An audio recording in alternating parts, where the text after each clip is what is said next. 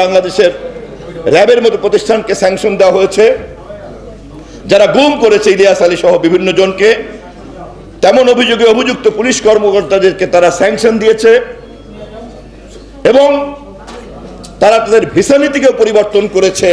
যারা গণতান্ত্রিক নির্বাচন প্রক্রিয়ায় বাধা দেবে তাদের ভিসা বাতিল করা হবে, ভিসা দেয়া হবে না এবং মার্কিন যুক্তরাষ্ট্রে তাদের আত্মীয় স্বজন যদি থেকে থাকে তারাও এই স্যাংশনের আওতায় আসবে।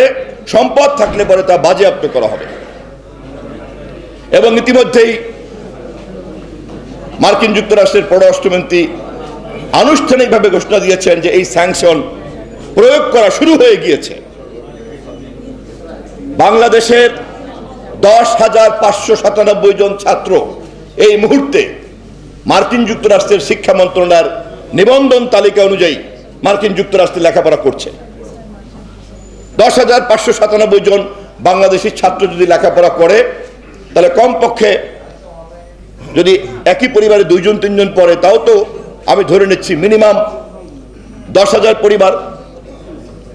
এবং এই 10,000 পরিবারের মধ্যে যারা নিজেদের আয় উপার্জন দিয়ে বিদেশে পড়তে গিয়েছেন তাদের কথা বাদ, কিন্তু বাকি যারা মানি লন্ডারিং করেছেন, দুর্নীতি করেছেন, ঘুষ খেয়েছেন এবং সরকারের এই সমস্ত অন্যায় অপকর্মকে সহযোগিতা করছেন, তারা শুধুমাত্র ভিসা নীতির আওতায় আসবে তাই নয়, তাদের এই নিষ্পাপ সন্তানরা যারা লেখাপড়া করতে গিয়েছে তাদের পরবর্তী প্রজন্মকেও তারা ধ্বংস করে দিবেন।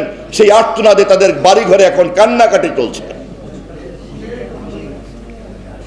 আজকে মার্কিন যুক্তরাষ্ট্রের মতো দেশ, ইউরোপিয়ান ইউনিয়নের মতো একটি জোট, কানাডার মতো একটি আধুনিক দেশ, প্রত্যেকেরই কিন্তু আক্রমণের লক্ষ্যবস্তু হচ্ছে বাংলাদেশের চলমান ফ্যাসিবাদী শাসন ব্যবস্থা।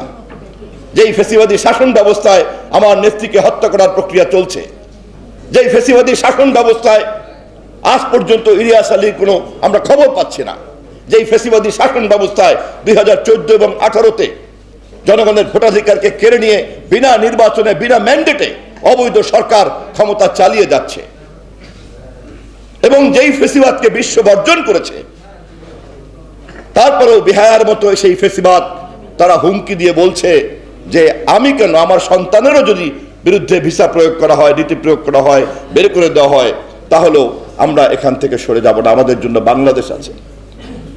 যেই বাংলাদেশ তারা লুট করেছে, যেই বাংলাদেশ থেকে তারা লক্ষ লক্ষ কোটি কোটি টাকা মানি লন্ডারিং করেছে, তারা এখনো মনে করে ফ্যাসিবাদকে আঁকড়ে ধরে সেই বাংলাদেশের এই লুটপাটকে তারা অব্যাহত রাখবে। অনেকেই এই কথা বলেন যে মার্কিন যুক্তরাষ্ট্রতে আপনাদের না গেলে কি হবে।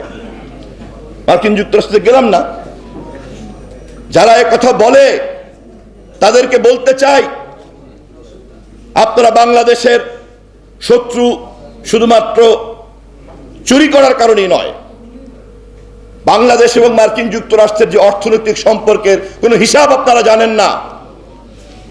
বাংলাদেশ এবং আমেরিকার ট্রেড ব্যালেন্স শিট আপনারা জানেন না। বাংলাদেশের যদি সর্বমোট রপ্তানি হয়ে থাকে আমাদের $50 বিলিয়ন, তার মধ্যে 18% শতকরা এটা হচ্ছে শুধুমাত্র মার্কিন যুক্তরাষ্ট্রের। $10 বিলিয়ন আমরা এক্সপোর্ট করি আমেরিকাতে। এই $10 বিলিয়ন আমি ইনকাম করি শুধুমাত্র আমেরিকা থেকে। আমেরিকা যে কারণে আমার কাছে পণ্য নেয়, এটা কিন্তু কোনো এসেনশিয়াল কমোডিটি না।